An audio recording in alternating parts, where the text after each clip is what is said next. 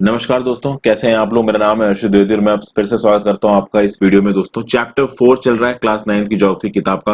Part 1 में upload कर चुका हूं, ये पार्ट 2 है। वीडियोस थोड़ा धीरे अपलोड हो रही है दोस्तों, चूंकि ऑब्वियस सी बात है यहाँ पे आपके कंसेप्ट को बिल्ड करने की जरूरत है, इसलिए कंसेप्ट बिल्डिंग में किसी भी चीज में कोई जल्दी करना ठीक नहीं है। लास्ट टाइम हम लोगों ने लास्ट वीडियो में इस जगह तक हम लोगों ने कंप्लीट कर लिया था। हम लोग क्लाइमेट कंट्रोल से आगे बढ़ेंगे और इस क्लाइमेटिक कंट्रोल्स को दोस्तों मैं बहुत सारे डायग्राम्स के थ्रू आपको समझाऊंगा। मेन चीज है किसी भी टॉपिक को डायग्राम से समझना, खासकर डायग्राम्स को देखना ज्योग्राफी में बहुत ज्यादा इंपॉर्टेंट हो जाता है। जैसे कि फॉर एग्जांपल किसी भी जगह के क्लाइमेट को अगर अफेक्ट करने वाले 6 मेजर फैक्टर्स को देखा जाए तो वो है latitude, altitude, pressure and wind system, distance from the sea, ocean currents and relief features. अब जब तक मैं इन चीजों के डायग्राम्स आपको नहीं दिखाऊंगा, आपको ये चीजें समझ में नहीं आ सकती।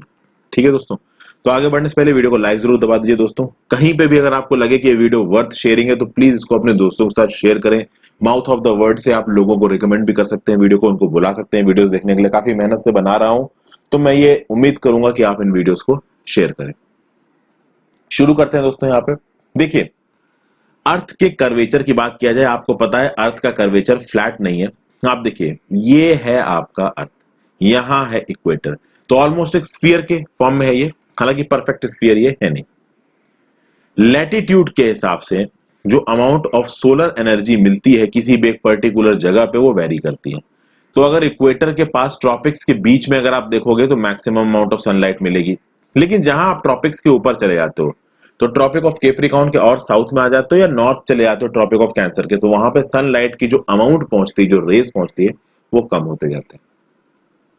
तो लैटिट्यूडनल वेरिएशन, लैटिट्यूड्स को मैंने एनसीईआरटी में समझा रखा है और वीडियोस में समझा रखा है। अगर आपने मेरी पहले एनसीईआरटी की वीडियोस देखी हो तो आपको पता होगा। 0 डिग्री से यहाँ पे लैटिट्यूड शुरू होता है, आगे जाते 23.5 डिग्री पे आपको ट्रॉपिक ऑफ कैंसर, ऊपर गए 66.5 डिग्री पे आपको ट्रॉपिक ये मिलेगा, आर्कटिक सर्किल मिलेगा, और उसके ऊपर आप पहुंच जाओगे 90 डिग्री पे, आप पहुंच जाओगे नॉर्थ पोल पे। उसी तरीके से 23.5 डिग्री साउथ पे आपको ट्रॉपिक ऑफ कैप्रिकॉर्न, फिर एंटार्क्टिक सर्किल और फिर फाइनली साउथ पोल। तो लैटिट्यूड्स, जितना ज्यादा आपका लैटिट्यूड बढ़ता जाएगा, चाहे वो नॉर्थ हो चाहे वो साउथ हो, उतना ही जो सन रेज पहुंच रही है उस लैटिट्यूड पे वो कम होती जाएंगी। एक बात हो गई, ठीक है। तो आप ये बोलोगे कि अगर हम इक्वेटर से पोल की तरफ बढ़ना शुरू करें तो इक्वेटर से पोल की तरफ जो टेम्परेचर है वो गिरने लगेगा, डिक्रीज करने लगेगा। और वो ऑब्वियस सी बात है, जो कि सन की किरणें पहुंच नहीं रही और टेम्परेचर का जो सोर्स है, इनफैक्ट हमारे अर्थ पे एनर्जी का एक ही सोर्स है और वो है सन की हीट, और कोई सोर्स नहीं। जितने भी फॉर्म्स ऑफ एनर्जी आपको नजर आ रहे हैं, चाहे वो कोयला हो, कुछ भी दिख रहा हो आपको एनर्जी का अपने चारों तरफ, चाहे वो पेड़ हो, खाना हो, आपका लाइट जल रही है आपके कमरे में, क्रूड ऑयल आपके गाड़ी में डीजल तेल पड़ रहा है, सब कहां से आया है? सन की एनर्जी से आया। फिर ये तो हो गया लैटिट्यूडनल फैक्टर। एक होता है एल्टीट्यूड फैक्टर। जितना ज्यादा आप ऊपर जाते जाओगे, आप एल्टीट्यूड में ऊपर जाओगे, जैसे जैसे आप ऊपर होता जाओगे, जो हवा की डेंसिटी है वो कम होती जाएगी। जब डेंस एयर की डेंसिटी कम होती जाएगी तो टेम्परेचर घटने लगेगा, क्योंकि जो ग्रीन हाउस गैस इफेक्ट है वो कम होने लगेगा। आपको पता है ना ग्लोबल वार्मिंग क्या होती है दोस्तों? ग्लोबल वार्मिंग क्यों हो रही है? क्योंकि हमारा जो एटमॉस्फेयर है, और एटमॉस्फेयर का जो सबसे लोअर मोस्ट पार्ट है ट्रोपोस्फेयर, और ट्रोपोस्फेयर की जो लोअर मोस्ट लेयर है, वहां पे गैसेस की डेंसिटी ज्यादा है। वो गैसेस जो टेम्परेचर है, जो सन की रेज है, उनको ट्रैप करके इधर उधर रेडिएट करती रहती है, जिसकी वजह से जो हीट है वो डिस्ट्रीब्यूट होती रहती है सराउंडिंग्स पे। एक लिमिट से अगर आप ऊपर जाने लगोगे हाइट पे, तो ये हवा जो कि हीट को चारों तरफ डिस्ट्रीब्यूट कर रही है, वो हवा कम होने लगेगी। अगर वो हवा कम होने लगेगी तो हीट का डिस्ट्रीब्यूशन भी कम होने लगेगा, तो टेम्परेचर घटने लगेगा। तो अगर आप पहाड़ों पे जाते हो तो गर्मियों के दौरान भी पहाड़ों पे आपको ठंडी सी लगेगी, इसीलिए लोग गर्मियों के दौरान पे पहाड़ों पे घूमने जाते हैं। फिर pressure system of a area, wind system of a area, वो भी लैटिट्यूड और अल्टीट्यूड पे काफी हद तक डिपेंड करता है। लोकल जियोलॉजी की जो प्रेशर विंड सिस्टम है वो लैटिट्यूड एल्टीट्यूड पे भी डिपेंड करते हैं। हालांकि बहुत सी और चीजें यहाँ पे मिक्स में आ जाती हैं, जैसे रिलीफ फीचर्स आ जाते हैं और भी बहुत सी चीजें आ जाती है। देखिए दोस्तों, बात यह है ना, ज्योग्राफी को इंटरलिंक करके पढ़ना पड़ेगा। एक सेट पैटर्न नहीं बताया जा सकता है किसी भी चीज में, सब कुछ पता चलेगा। फिर किसी जगह का जो टेम्परेचर है और किसी जगह का जो रेनफॉल पैटर्न है, वो बहुत हद तक प्रेशर सिस्टम पे डिपेंड करता है, विंड सिस्टम पे डिपेंड करता है। विंड हमेशा हाई प्रेशर एरिया से लो प्रेशर एरिया की तरफ चलती है। तो प्रेशर सिस्टम्स भी ऑटोमेटिकली आ गए। इसके बारे में हल्की फुल्की जानकारी मैंने आपको पहले दी है, अभी आगे ही बताऊंगा और रेफरेंसेस भी बताऊंगा कि आपको पढ़ना क्या है। फिर से जस्ट पहले वाली वीडियो में मैंने आपको कॉन्टिनेंटैलिटी का सिद्धांत बताया था। मैंने आपको बताया था कि जैसे ही आप समुद्र से दूर जाते जाओगे, जो टेम्परेचर वेरिएशन है वो बढ़ते जाएंगे। समुद्र के पास हो तो समुद्र का मॉडरेटिंग इन्फ्लुएंस होता है, क्योंकि जो स्पेसिफिक हीट होती है पानी की वो ज्यादा होती है लैंड से। तो पानी बहुत जल्दी गर्म नहीं होगा, पानी बहुत जल्दी ठंडा नहीं होगा। पानी बहुत जल्दी गर्म नहीं होगा, पानी बहुत जल्दी ठंडा नहीं होगा, तो ऑब्वियस सी बात है उसका जो मॉडरेटिंग इफेक्ट है वो ज्यादा होगा। वहीं पे लैंड बहुत जल्दी गर्म होता है, लैंड बहुत जल्दी ठंडा होता है, तो लैंड का कोई मॉडरेटिंग इफेक्ट नहीं होता है। तो ऑब्वियस सी बात है, गर्मी ज्यादा पड़ी तो लैंड गर्म हो गया, टेम्परेचर गर्म हो गया। गर्मी कम हुई तो लैंड जल्दी ठंडा भी हो जाएगा। समुद्र के साथ ऐसा नहीं होता है। इसलिए कॉन्टिनेंटैलिटी के सिद्धांत में जब आप समुद्र से बहुत ज्यादा दूर होते हो तो आप एक्सट्रीम वेदर कंडीशंस को देखने को मिलती हैं आपको। इस कंडीशन को बोला जाता है कॉन्टिनेंटैलिटी। तो लैंड पे आपको समर्स के दौरान बहुत गर्म दिखेगा और विंटर के दौरान बहुत ज्यादा ठंडा दिखेगा। ठीक है। उसके बाद एक और फैक्टर प्ले में आता है जिसको बोला जाता है ओशन करंट्स। ओशन करंट्स का क्या सीन है दोस्तों? देखिए, ocean currents along with on शोर विंड्स। अब ओशन करंट बहुत अलग अलग तरीके से होते हैं। ठीक है। ओशन करंट्स आपको बताता हूं दोस्तों। यहां पे तो खैर मैंने इनको देखा नहीं, मैं आपको एक फिगर से दिखाता हूं। देखिए, मैंने इस पे वीडियो बनाई नहीं है, मैंने काफी सर्च करने की कोशिश की, शायद अलग से एक वीडियो नहीं बनाई, किसी एक वीडियो के बीच में आपको समझाया होगा। तो देखिए, ओशन करंट्स कुछ इस तरीके के दिखते हैं।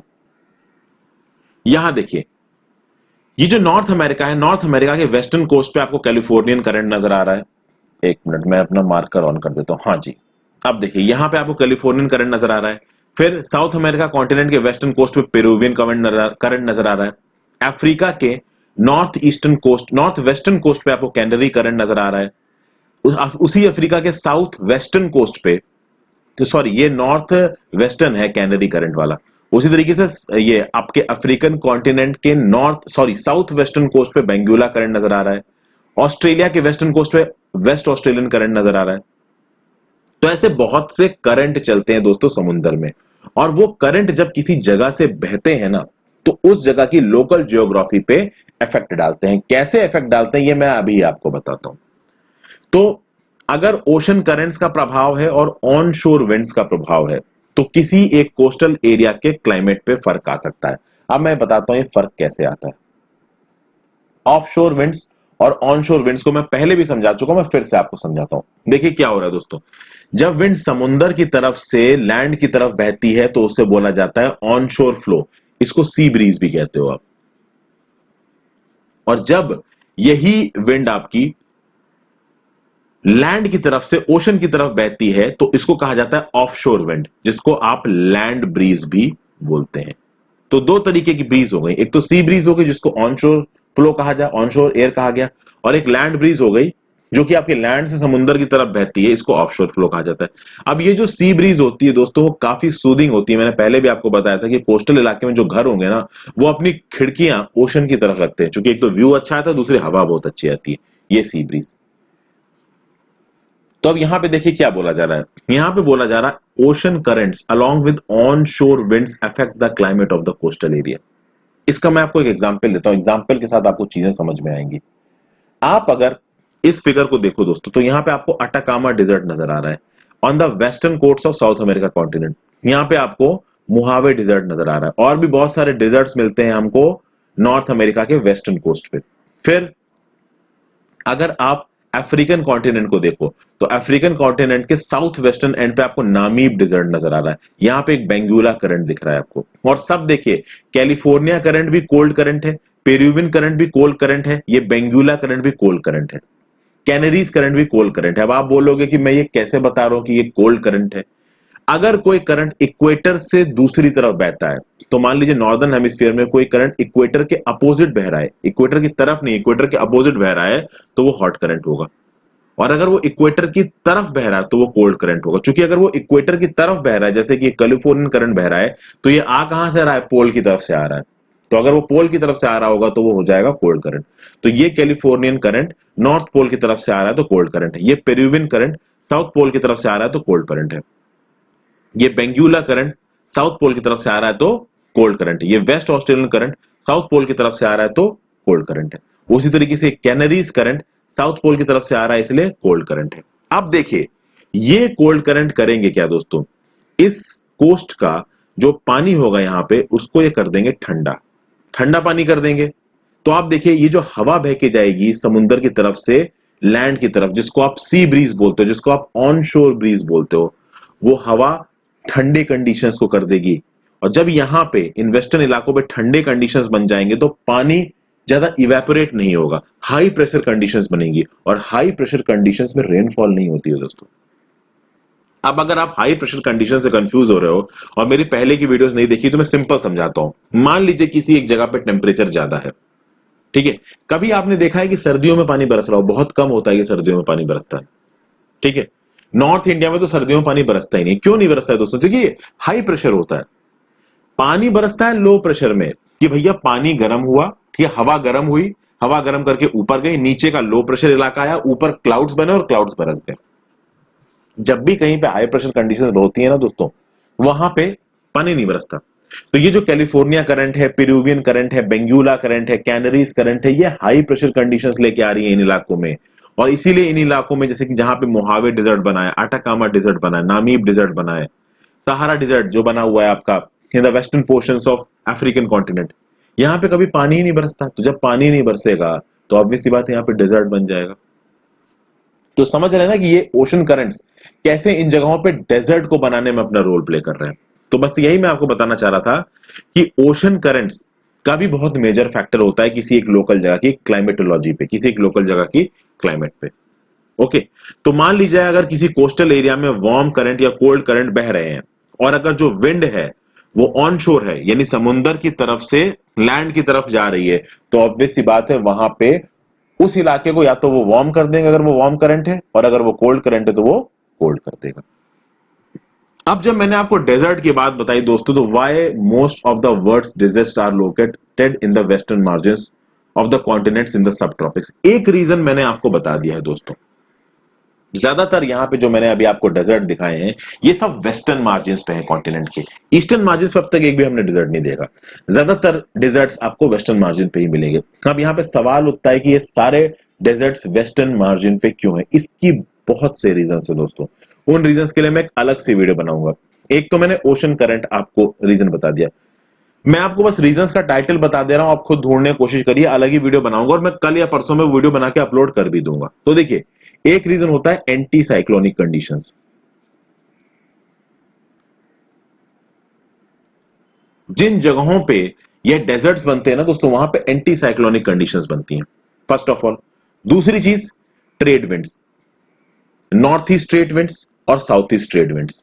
अगर ये इक्वेटर है तो ये कुछ इस तरीके से विंड्स बहती हैं, ठीक है। ये नॉर्थ ईस्ट ट्रेड विंड्स होगी जो मैंने इक्वेटर के ऊपर बनाई, और ये बन जाएंगी आपकी south east trade winds.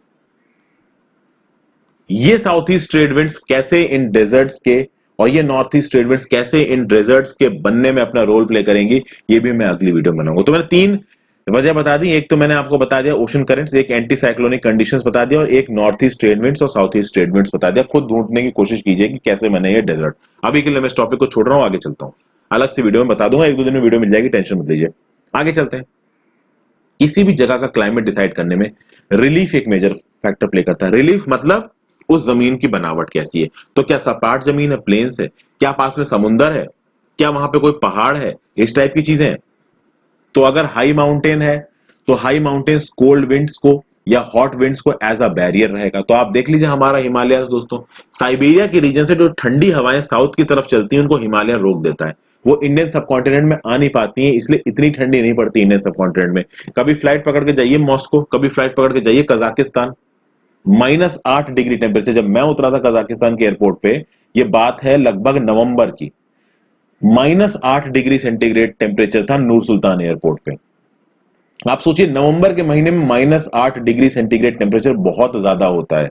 India में कभी नवंबर के महीने में इतना टेम्परेचर नहीं होता। -8 छोड़िए, इंडिया में तो आप कह लीजिए 20-22 डिग्री या 25 डिग्री रहता है। अब खास बात दोस्तों ये है, बहुत सारे लॉजिक ये बोलेंगे कि देखिए वो हायर ड्यूरेशन, मतलब आप कह सकते हो कि हायर लैटिट्यूड पे इसलिए उनका टेम्परेचर ज्यादा है। बिल्कुल सही बात है दोस्तों, वो हायर लैटिट्यूड पे भी हैं। और जो साइबेरियन विंड्स चलती हैं दोस्तों, आप देखिए चाइना में भी बहुत ठंडी पड़ती है। चाइना का लैटिट्यूड अगर आप कजाकिस्तान जैसी कंट्रीज के साथ कंपेयर करोगे, रशिया के साथ कंपेयर करोगे तो कम है, बट चाइना में भी बहुत ठंडी पड़ती है। रीजन ये है कि साइबेरियन विंड्स चाइना को अफेक्ट करती हैं बट इंडिया को अफेक्ट नहीं कर पाती, क्योंकि बीच में कौन खड़ा है? हिमालयास खड़े हैं। इस रिलीफ का एक और एग्जांपल दिखाता हूं मैं आपको। यहां देखिए,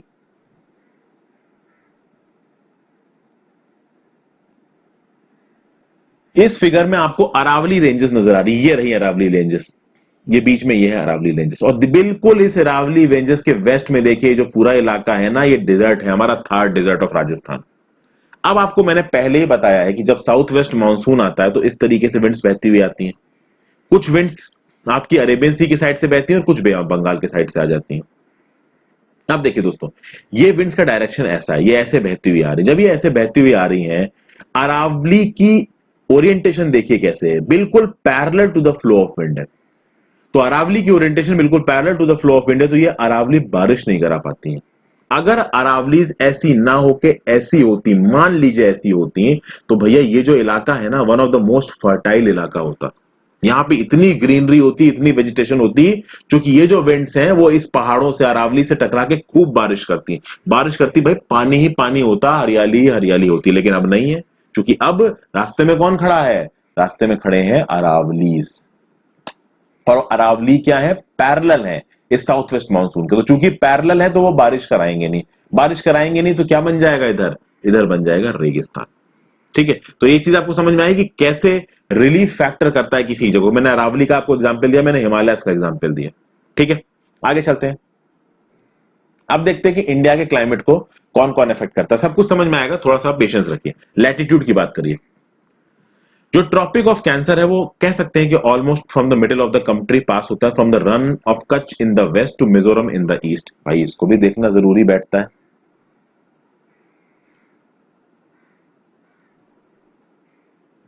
यहां देखिए, ये जो डॉटेड लाइन नजर आ रही है दोस्तों, ये है ट्रॉपिक ऑफ कैंसर। तो अगर हम लोग वेस्ट से ईस्ट की तरफ जाए तो पहले नंबर पे कौन आया? गुजरात। गुजरात में छोटा सा, यार ये जो राजस्थान का पार्ट गया ना, इस छोटे के राजस्थान को ये ट्रॉपिक ऑफ कैंसर काटता हो जाता, तो राजस्थान को भी कट करती है ये ट्रॉपिक ऑफ कैंसर। नेक्स्ट ये घुस रहा है किसमें? मध्य प्रदेश में।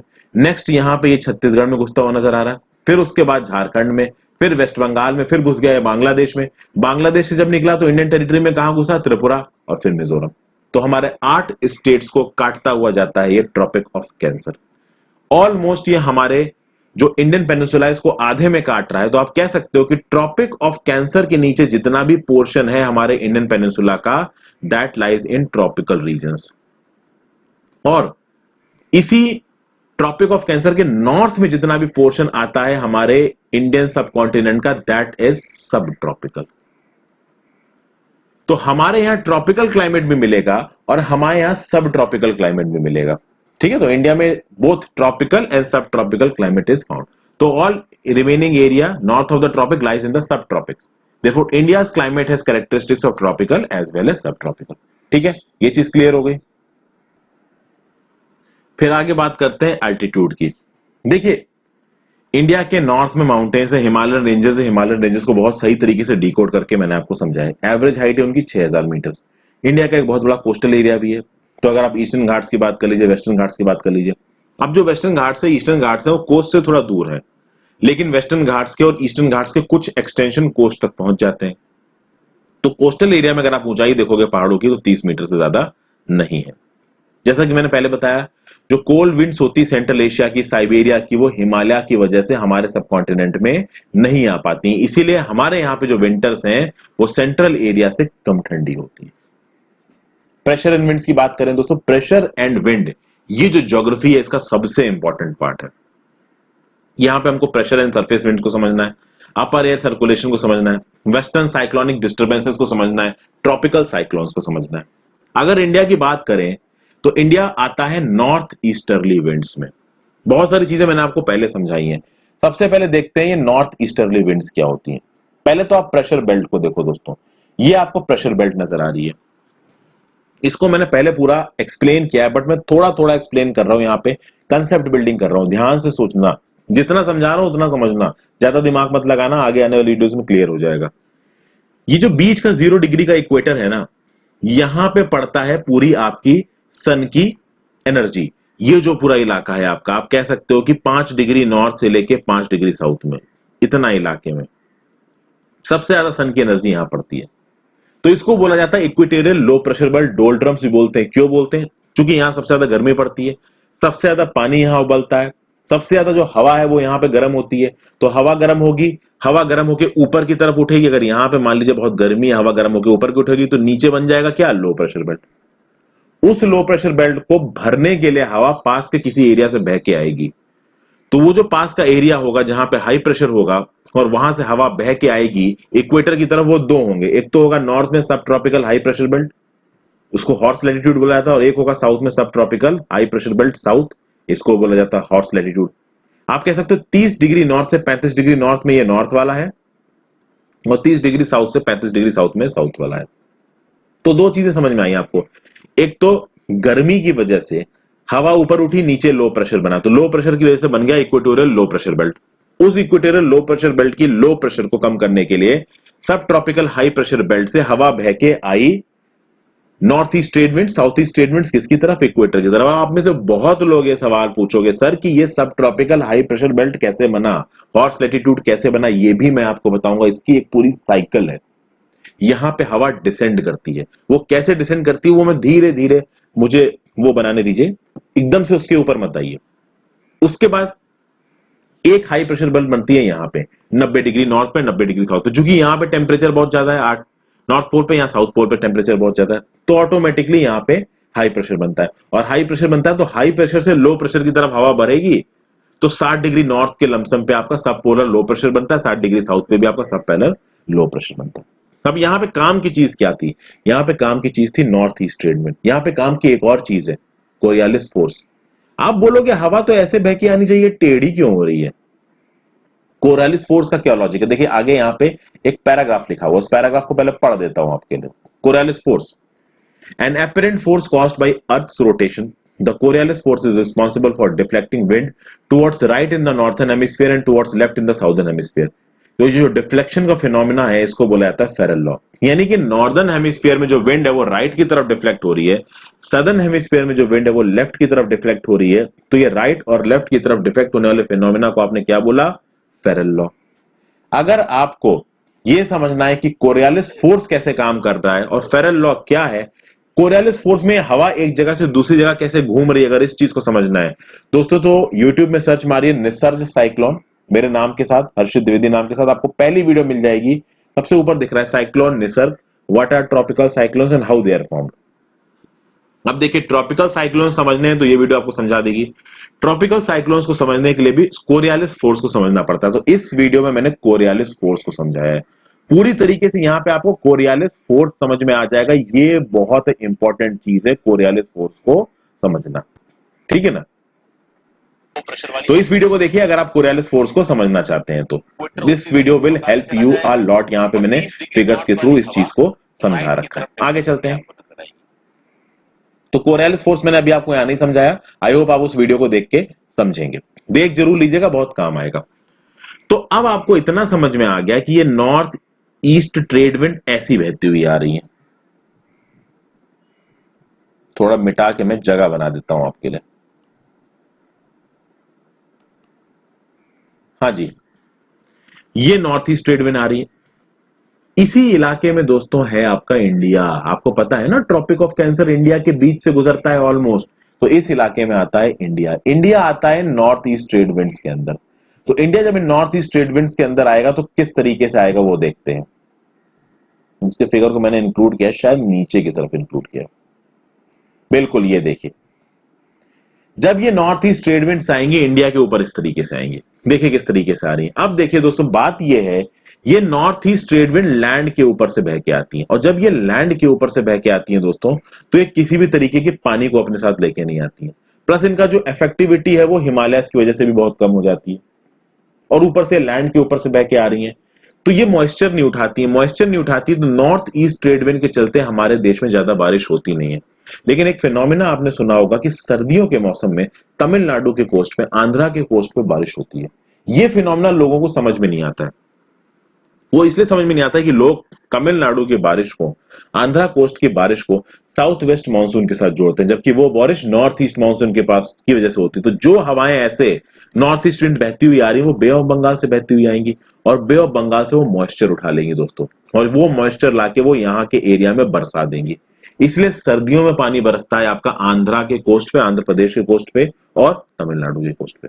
तो अब आपको समझ में आया कि सर्दियों के महीनों में आपका साउथ इंडिया के तमिलनाडु और आंध्र प्रदेश में पानी क्यों बरसता है।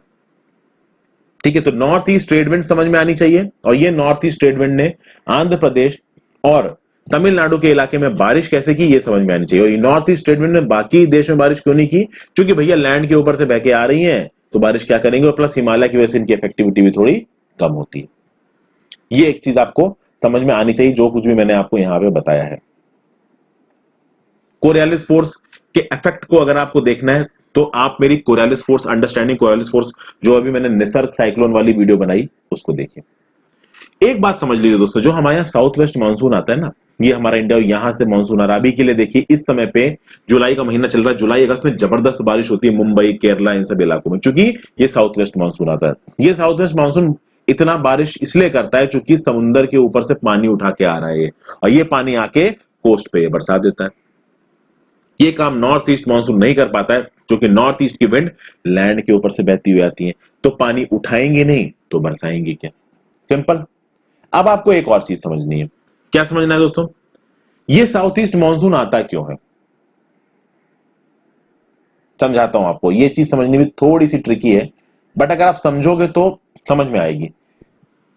समर के महीने में आपको पता है कि इक्वेटर से ऊपर की तरफ आ जाता है क्या, सूरज।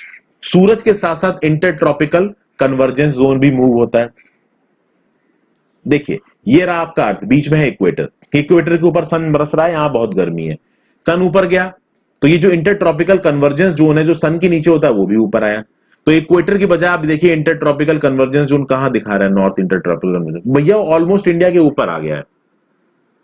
ठीक है, और इस इंटर ट्रॉपिकल कन्वर्जेंस जोन के हिसाब से ये बह रही है north east trade wind, south east trade wind, westerlies और ईस्टर्लीज।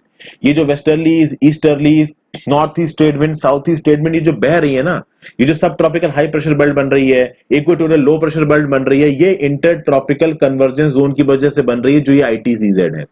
ये आईटीसीजेड है ना। अब ये आईटीसीजेड 5 डिग्री नॉर्थ से 5 डिग्री साउथ तो तब होगा ना जब इक्वेटर बिल्कुल इसके ऊपर चमक रहा होगा। अगर सॉरी, सन इक्वेटर के बिल्कुल ऊपर चमक रहा होगा, सन ऊपर मूव कर गया तो सन जहां चमकेगा वहीं पे आपकी ये इक्वेटोरियल लो प्रेशर बेल्ट चली जाएगी, और इसके हिसाब से ही ट्रेड विंड का जो पैटर्न है ना वो भी बदल जाएगा। अब देखिए होता क्या है समर के महीने में दोस्तों, होगा क्या, समर के महीनों में होगा ये कि ये जो आपका एशिया वाला इलाका है ना, इसके ऊपर एक लो प्रेशर आ जाएगा। लो प्रेशर क्यों आ जाएगा, क्योंकि भैया समर है, सन चमक रहा है, गर्मी हो रखी है, तो हवा ऊपर की तरफ मूव कर रही है, तो लो प्रेशर आ जाएगा। अब नॉर्थ ईस्ट ट्रेड विंड्स और साउथ ईस्ट ट्रेड विंड्स तो बह ही रही हैं। ये साउथ ईस्ट ट्रेड विंड जैसे ही इक्वेटर को क्रॉस करेंगे फेरल लॉ से राइट घूम जाएंगी, कोरियालिस फोर्स की वजह से राइट घूम जाएंगी। अच्छा, इन विंड्स को एक इफेक्ट, एक फोर्स अपनी तरफ खींचेगा कौन, ये लो प्रेशर एरिया जो एशिया के ऊपर बना हुआ है। तो एक तो एशिया के ऊपर लो प्रेशर इलाका बन रहा है, उसके बाद वो जो साउथ ईस्ट ट्रेड विंड थी उन्होंने जैसे इक्वेटर क्रॉस किया, कोरियालिस फोर्स से वो राइट घूम गई और इंडिया की तरफ आने लगी। इंडिया की तरफ आने लगी, यहां देखिए साउथ ईस्ट एशियन नेशंस की तरफ जा रही है, केवल इंडिया की तरफ नहीं जा रही है। तो जुलाई अगस्त के मौसम में, जून के मौसम में इंडिया में पानी बरसता है। अगर आप वहां पे फुकेत पे हो या म्यांमार में हो, वहां पे भी बहुत पानी बरसता है। ऐसा नहीं है कि केवल इंडिया में। तो अंडमान सी के बगल में फुकेत है, फुकेत चले जाइए, जून जुलाई के महीने में जबरदस्त पानी बरसता है, उसी समय जाइएगा, बड़ा मजा आता है घूमने में। तो अब देखिए ये जो आपकी साउथ ईस्टर्ली ट्रेड विंड है वो जब इक्वेटर क्रॉस करके राइट घूमी तो उन्होंने इंडिया के वेस्टर्न कोस्ट को हिट किया और साउथ ईस्ट एशियन नेशंस के वेस्टर्न कोस्ट को हिट किया और पानी बरसाया। तो 2-3 फिनोमेना यहां पे एक साथ इफेक्ट कर रहे हैं। एक तो एशिया के ऊपर लो प्रेशर बना, उसने इन विंड्स को खींचा। दूसरा, इंटर ट्रॉपिकल कन्वर्जेंस जोन ऊपर की तरफ चल गया, उसके वजह से जो साउथ ईस्ट ट्रेड विंड है वो इक्वेटर क्रॉस करके फेरल लॉ से राइट घूम गई और हमारे वेस्टर्न कोस्ट पे हिट किया। वहीं पे जब विंटर होता है दोस्तों, तो ये जो इंटर ट्रॉपिकल कन्वर्जेंस जोन है ना वो इक्वेटर के साउथ में चला जाता है। तो अब हमारी जो नॉर्थ ईस्ट वाली विंड्स है ना, ये पहुंचेंगे इक्वेटर पे और इक्वेटर पे पहुंचने के बाद इस तरफ घूम जाएंगे, क्योंकि आपको पता है कि साउथ में, साउदर्न हेमिस्फीयर में जो विंड है वो लेफ्ट घूम जाती है फेरल लॉ के चलते, ठीक है। लेकिन विंटर में एक फिनोमिना आ जाता है, वो है जेट स्ट्रीम्स का फिनोमिना। जेट स्ट्रीम्स का फिनोमिना ये थोड़ा सा टिपिकल है दोस्तों। इस जेट स्ट्रीम्स के फिनोमिना के साथ तीन चार चीजें जुड़ी हैं, जैसे कि वेस्टर्न साइक्लोनिक डिस्टर्बेंसेस जुड़े हुए हैं। तो भैया ट्रॉपिकल ईस्टर्ली जेट, सब ट्रॉपिकल वेस्टर्ली जेट स्ट्रीम, ये सब क्या है, इनको मुझे आपको बहुत अलग से समझाना पड़ेगा, इस वीडियो में हो नहीं सकता। तो आई होप आपको इस वीडियो में कुछ समझने का मौका मिला होगा कि भैया ये नॉर्थ ईस्ट विंड्स क्या है, साउथ वेस्ट मानसून क्या है, कैसे ये आते हैं, कैसे ये बारिश करते हैं, इसका बेसिक लेआउट तो आपको मिला ही होगा। तो आई होप वीडियो अच्छी लगी हो दोस्तों। प्लीज कमेंट सेक्शन के थ्रू जरूर बताइए वीडियो कैसी लगी। और इतने मैप ऐप बना के दोस्तों चीजें आपको दिखा रहा हूं, पता नहीं यार एवरेज व्यूअरशिप 3 ही 4 मिनट आती है। लगता है ज्योग्राफी सबको आ गई है, किसी को जरूरत नहीं है ज्योग्राफी पढ़ने की। तो जो लोग भी देख रहे हैं अब तक, thank you for watching my videos friends. आप शेयर कर दीजिए इन वीडियो को, आपने इतना देखा है तो गुरु दक्षिणा में शेयर कर दीजिए वीडियो को। Thank you for watching, have a great day friends, good bye.